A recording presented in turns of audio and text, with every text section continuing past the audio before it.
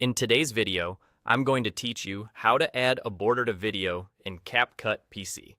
If you're aiming for a clean, polished frame around your footage or want your tutorials to pop with a consistent edge color, this simple method will do the job quickly and reliably.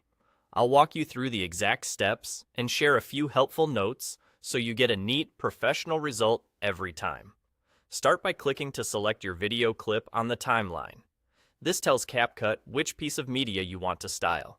Now, look to the top right of your screen for the Properties panel.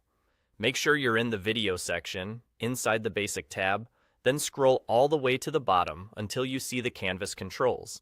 Enable the Canvas setting. Think of Canvas as the background of your project, the space behind your video. Turning it on lets you define a solid color that will act as your frame. Inside the Canvas options, click Color. You'll see a palette of solid swatches. Pick the exact hue you want your border to be, whether that's a clean white for a minimalist look, black for a cinematic feel, or a bright on-brand color that stands out in tutorials.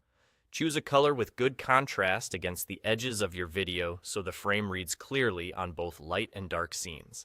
Right now you won't see that color, and that's expected. Your video is still filling the entire screen. To reveal the border, scroll back up to the top of the Properties panel and find the scale slider. Gently drag it down to around 95%.